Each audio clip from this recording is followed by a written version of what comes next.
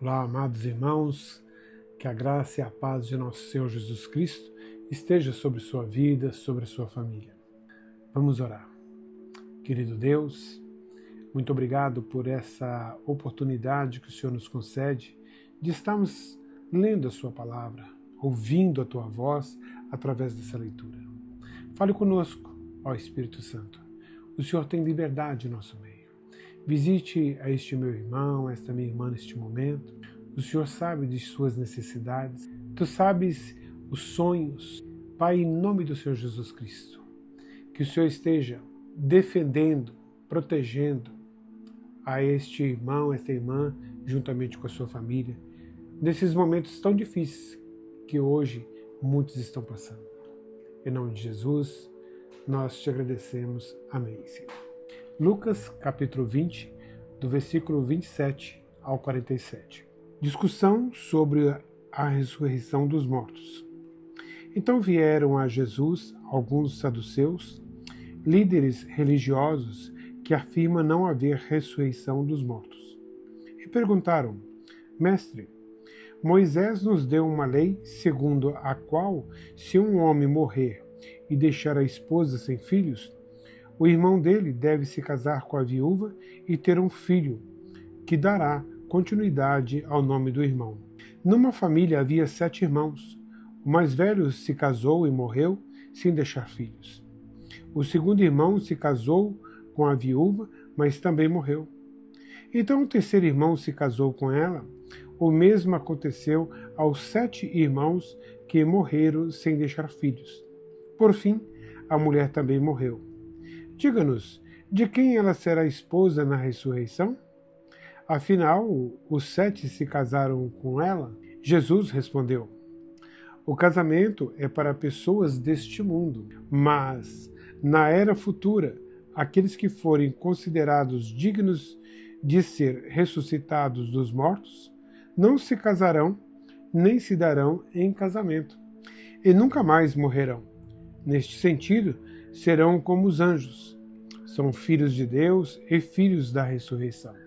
Versículo 37. Agora, quanto a haver ressurreição dos mortos, o próprio Moisés provou isso quando escreveu a respeito do arbusto em chamas. Ele se referiu ao Senhor como o Deus de Abraão, o Deus de Isaque e o Deus de Jacó. Portanto, ele é o Deus dos vivos e não dos mortos, pois para ele todos vivem.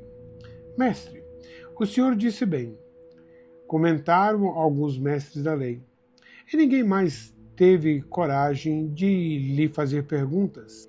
De quem o Cristo é filho? Versículo 41.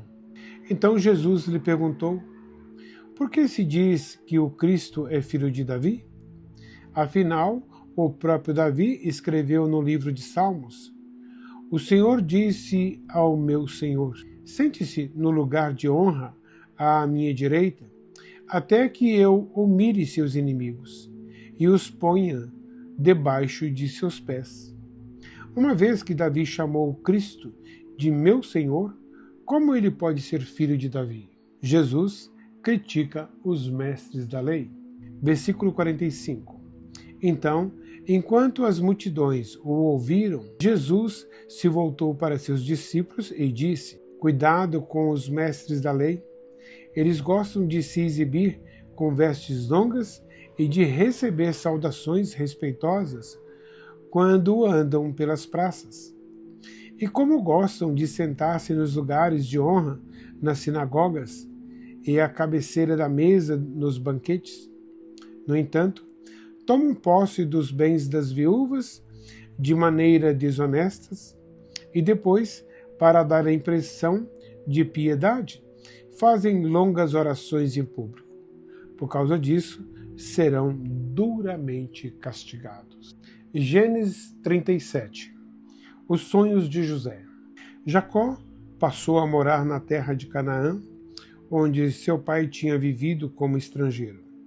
Este é o relato de Jacó e sua família, quando José tinha 17 anos. Cuidava dos rebanhos de seu pai. Trabalhava com seus meios-irmãos, os filhos de Bila e Zilpa, mulheres de seu pai, e contavam para seu pai algumas das coisas erradas que seus irmãos faziam. Jacó amava José mais que a qualquer outro dos seus filhos, pois José havia nascido quando Jacó era idoso. Por isso, certo dia, Jacó encomendou um presente especial para José, uma linda túnica. Os irmãos de José, por sua vez, o odiavam, pois o pai deles o amava mais que a todos os outros filhos. Não eram capazes de lhe dizer uma única palavra amigável. Certa noite, José teve um sonho e, quando o contou a seus irmãos, eles o odiaram ainda mais. Ouçam este sonho que tive, disse ele. Estávamos num campo amarrando feixes de trigo. De repente, meu feixe se levantou e ficou em pé.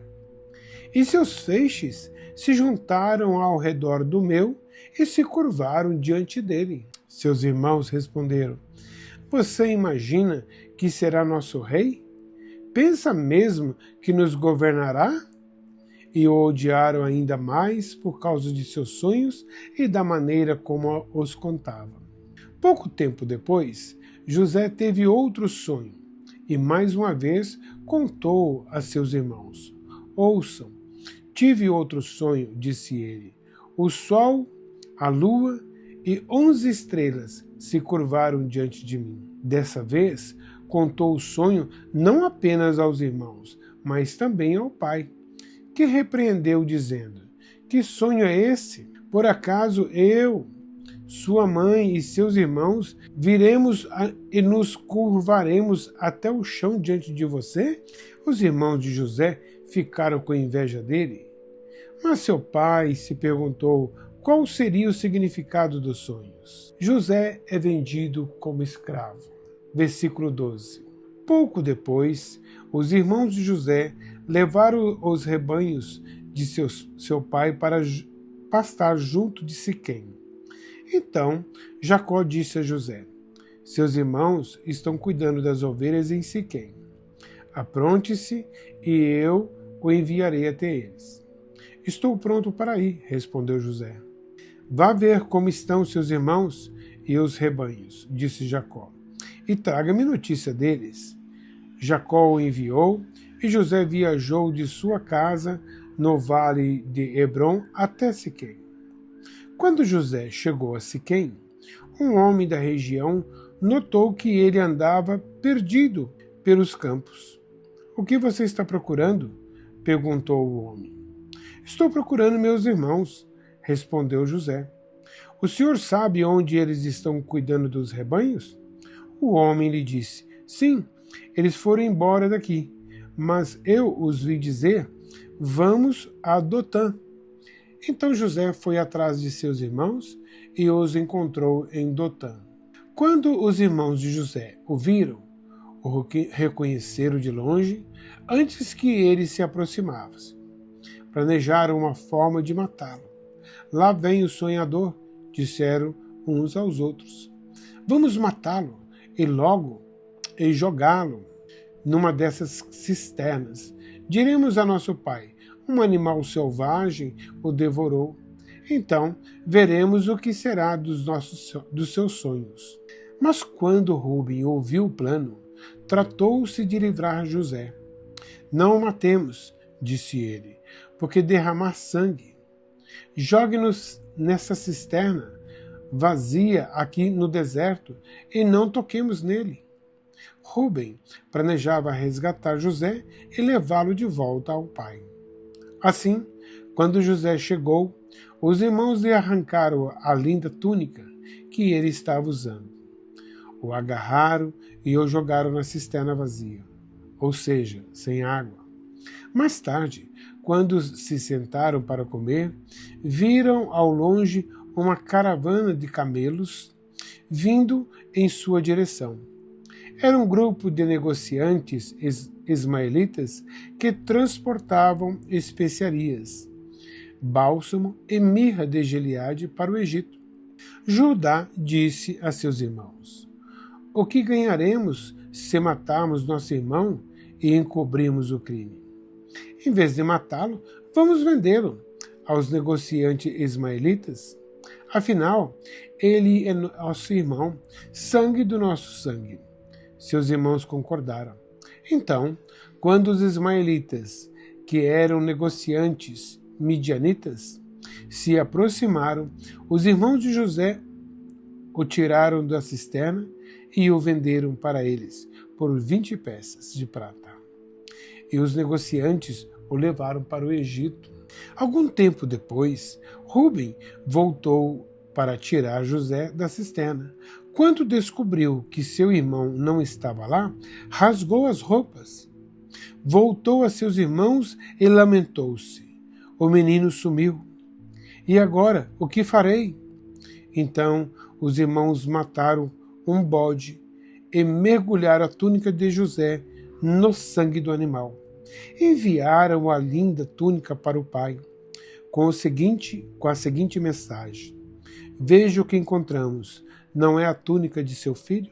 O pai a reconheceu de imediato e disse: sim, é a túnica de meu filho.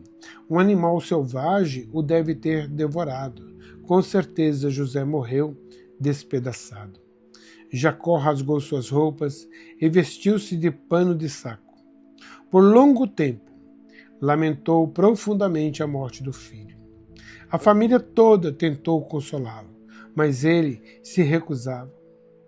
Descerei à sepultura, lamentando a morte de meu filho, dizia, e continuou a lamentar-se. Enquanto isso, os negociantes midianitas chegaram ao Egito, onde venderam José a Potifar, oficial e capitão da guarda de Faraó.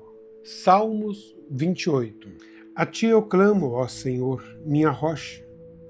Não feches teus ouvidos para mim, pois se permaneceres calado, será melhor que eu desista e morra. Ouve minha súplica por misericórdia, quando eu clamar por socorro, quando levantar as mãos para o teu santuário. Não me arrastes com os perversos, com os que praticam o mal, que dirigem palavras amigáveis ao próximo, enquanto tramam maldades do coração. Dá o castigo pelo que fizeram, segundo a medida de sua perversidade. Retribui-lhes por seus atos, e faz que recebam o que merecem. Eles não se importam com as obras do Senhor, nem com os que suas mãos criaram. Por isso, eles os derrubará, e nunca mais voltarão a se erguer. Louvado seja o Senhor, pois ouviu meu clamor por misericórdia.